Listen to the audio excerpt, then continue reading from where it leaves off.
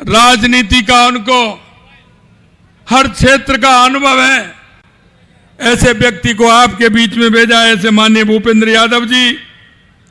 Cabinet में मेरे साथी उप मुख्यमंत्री माननीय प्रेमचंद बैरवा साहब, कैबिनेट के मेरे साथी भाई सुरेश रावत जी, कैबिनेट में मेरे साथी संजय शर्मा जी, पार्टी के वरिष्ठ नेता पूर्व प्रदेश अध्यक्ष सम्मानीय अशोक परनामी जी, तिजारा के विधायक महेंद्र बालक नाथ जी, बहरोड़ के विधायक भाई जसवंत यादव जी, हरियाणा में राज्य मंत्री भाई संजय सिंह जी, जिला प्रमुख बलबीर छिल्लर जी, पूर्व मंत्री हेम सिंह भड़ाना जी, पूर्व विधायक तिजारा मोहम्मद सिंह जी, पूर्व विधायक अलवर बनवारी लाल सिंघल साहब, किशनगढ़ बास के पूर्व विधायक रामेत यादव जी, अलवर ग्रामीण के जयराम जाटव जी, रामगढ़ के ज्ञानदेव आहूजा जी, मुंडा वर्ग विधायक मंजीत चौधरी जी, हमारी लोकसभा के सह प्रभारी लक्ष्मीकांत भारद्वाज जी, लोकसभा के संयोजक संजय नरूका जी, जिला प्रभारी रोशन सैनी जी और पार्टी के हमारे जिला अध्यक्ष अशोक गुप्ता जी, उम्मेद भाया जी, घनश्याम जी गुर्जर साहब महापौर, बन्नाराम जी मीणा प्रत्याशी राजगढ़, जय आहूजा जी प्रत्याशी रामगढ़ और मंच पर विराजमान सभी पार्टी के वरिष्ठ नेतागण, अलवर के गांव गांव ढाणी ढाणी से आए मेरे पूजा योग बुजुर्गों, नौजवान दोस्तों, माता बहनों, सबसे पहले तो मैं आपके चरणों में नमन करता हूं, वंदन करता हूं, आपका अभिनंदन करता हूं, क्योंकि आपने राजस्थान के अंदर एक बहुत बड़े बहुमत के साथ सरकार बनाने का काम किया है। इसलिए मैं आप सभी का स्वागत और अभिनंदन करता हूं और आपको इसके साथ साथ धन्यवाद भी देता हूं। मित्रों, इस देश के अंदर अगर हम राजनीतिक दलों की बात करें तो बहुत सारे राजनीतिक दल हैं और वो राजनीतिक दल ऐसे भी हैं जो चुनाव के समय दिखते हैं, कुछ राजनीतिक दल ऐसे भी हैं जो चुनाव के समय झूठे वायदे करते हैं, खोखले वायदे करते हैं, घोषणा पत्र में भी झूठा लिखते हैं। लेकिन मैं आपको विश्वास दिलाना चाहता हूं, भारतीय जनता पार्टी एक ऐसा राजनीतिक दल है जो जनता कहती है वो करते हैं और जो घोषणा पत्र में कहते हैं वो करके बताते हैं। इसीलिए तो कहते हैं मोदी जी जो कहते हैं वो करते हैं और करते हैं वही कहते हैं। यह बात मैं आपको इसलिए कहना चाहता हूं, आप लंबे समय से वोट डालते आ रहे हैं, आप किसी ना किसी राजनीतिक दल को वोट डालते हैं, लेकिन आपके वोट का असर कितना होता है मैं आपको यह बताना चाहता हूं। लोग कहते हैं कि यह काम भारतीय जनता पार्टी ने कर दिया। मित्र, वो भारतीय जनता पार्टी ने नहीं, वो आपके एक वोट ने किया है, आपके एक एक वोट ने किया है। इस देश के यशस्वी प्रधानमंत्री नरेंद्र मोदी जी को अगर ताकत देने का काम किया है तो आप जैसे एक एक वोट की ताकत है, तो देश के यशस्वी प्रधानमंत्री नरेंद्र मोदी जी ने 500 साल का कलंक मिटाने का काम आपकी वोट की ताकत ने किया है। अगर 70 साल का वो दंश जो देश के बंटवारे की याद दिलाता था और उसको कहते थे कि धारा 370 हटाओगे तो खून की नदियां बह जाएंगी, मित्रों मैं कहना चाहता हूं आपकी उस वोट की ताकत ने धारा 370 हटाने का काम किया और एक बूंद खून के उस जमीन पर नहीं गिरी। ये आपके वोट का कमाल है, ये आपके वोट का कमाल है। मित्रों मैं कहना चाहता हूं, अगर गरीब कल्याण की योजनाओं के बारे में आपको सोचना है तो आप वो भी ध्यान कर लीजिए। इस कांग्रेस सरकार ने नेहरू जी से लेकर के, इंदिरा जी से लेकर के, राजीव जी से लेकर के, बीच में और आ गए 2-3 लोग, मनमोहन सिंह जी से लेकर के, और आज सोनिया जी से लेकर के राहुल गांधी जी भी आप यात्रा निकाल रहे हैं। कभी न्याय यात्रा निकालते हैं। अरे एक न्याय यात्रा निकालनी थी तो राजस्थान के अंदर जब कांग्रेस की सरकार थी, जब आपको निकालनी थी राहुल जी, जब महिलाओं के साथ अत्याचार हो रहा था और राजस्थान देश के अंदर पहले पायदान पे था, आपको न्याय यात्रा निकालनी थी तो उस टाइम निकालनी थी जब राजस्थान के अंदर महिलाओं के साथ अत्याचार हो रहा था। आपको न्याय यात्रा निकालनी थी तो जब दलितों के साथ अत्याचार हो रहा था, देश के अंदर पहले नंबर पर था राजस्थान, आपने न्याय यात्रा नहीं निकाली। आपको न्याय यात्रा निकालनी थी तो आपने जब कांग्रेस 5 साल पहले शासन में आई थी, आपने जो वायदे किए थे, आप भी राजस्थान में कह करके गए थे। जब कांग्रेस ने वो वायदे पूरे नहीं किए तो आपको न्याय यात्रा इस राजस्थान के अंदर निकालनी थी। कभी निकालते हैं भारत जोड़ो यात्रा। अरे भारत जोड़ो यात्रा क्या निकालेगी कांग्रेस और क्या निकालेंगे राहुल गांधी? मैं राहुल गांधी जी से कहना चाहता हूं, अपने जरा पूर्वजों को याद कर लें और उनको देख लें। अगर इस देश को ज्यादातर तोड़ने का काम किया तो आपके परिवार ने किया। इस देश का विभाजन तो करने का काम किया तो आपके परिवार ने किया। गहलोत साहब कहते हैं, गहलोत साहब आपको सिर्फ अपने बेटे की चिंता है, सोनिया जी को राहुल की चिंता है, इस देश के और प्रदेश के बेटों की चिंता आपको नहीं है।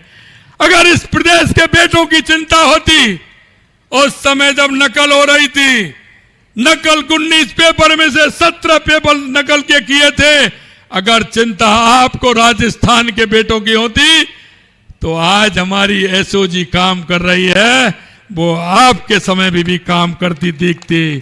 आज जिस तरह की स्थिति आपने इस प्रदेश की बनाई है वो आप देख सकते हैं। लेकिन इस कांग्रेस को अगर चिंता है और कांग्रेस के नुमाइंदों को चिंता है तो सिर्फ अपने बेटे की चिंता है।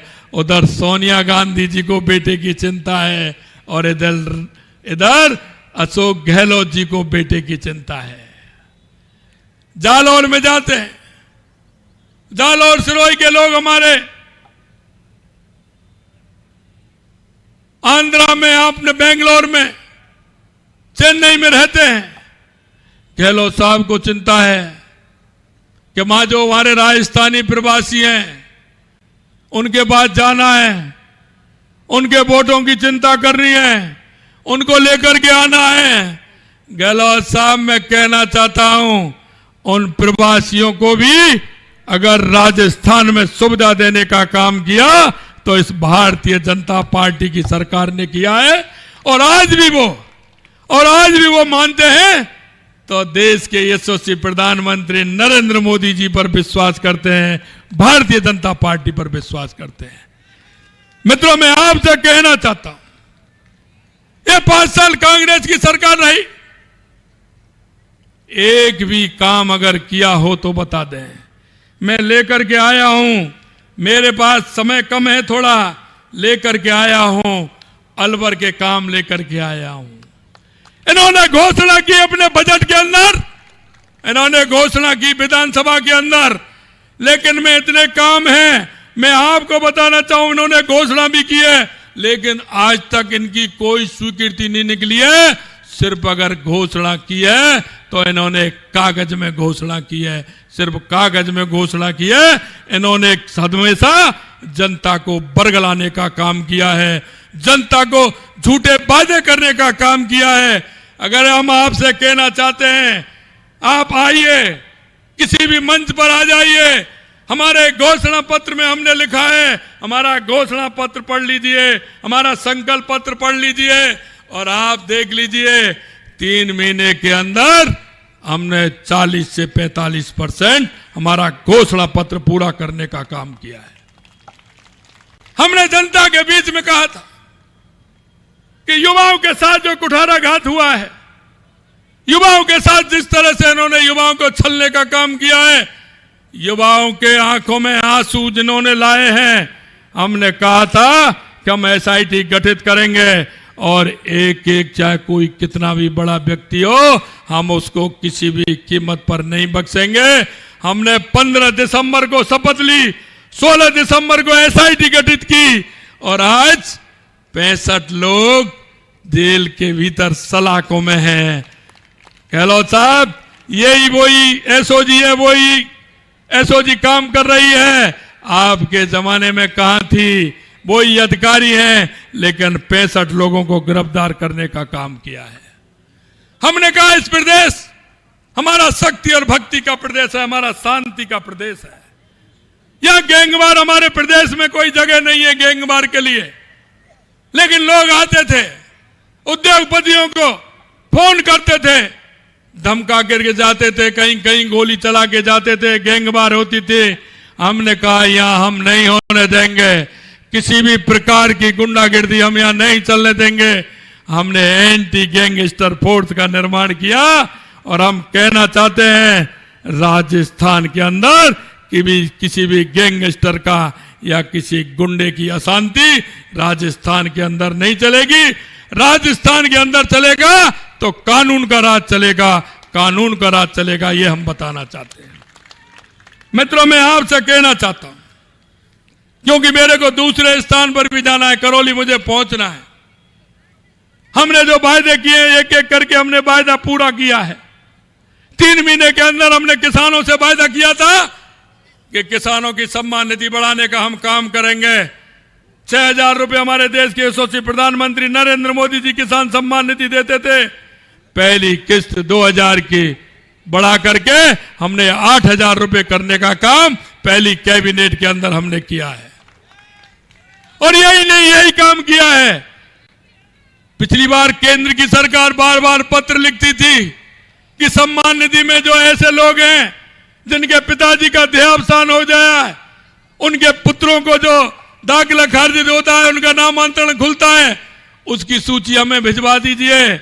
लेकिन मैं कहना चाहता हूं, इस राजस्थान की सरकार ने वो सूची भी केंद्र में नहीं भेजी जिससे किसान के उन बच्चों को लाभ मिल जाए। हमने 60,000 से ऊपर ऐसे जो हमारे किसान भाई थे जिनके पिताजी चले गए, उनके बच्चों के नाम जमीन आ गई, उन 60,000 से ज्यादा लोगों के नाम भी बढ़वाने का काम किया है और 8,000 रुपए पेंशन देने का भी हमने काम किया है। मित्रों, हमें पता है, हम किसान के दर्द को जानते हैं, किसान की तकलीफ को जानते हैं। हमने कहा हमारा पूर्वी राजस्थान पानी से विचलित रहता था। पहले तो हमारे यहां नदियां आती थी, हम पानी से परेशान थे, लेकिन हम 30 साल से देख रहे हैं ये पूर्वी राजस्थान पानी के लिए परेशान है। इन्होंने कहा कि ईआरसीपी की योजना, गहलोत साहब कोई भी बजट आता था उसमें ईआरसीपी की जिक्र किए हुए नहीं माने।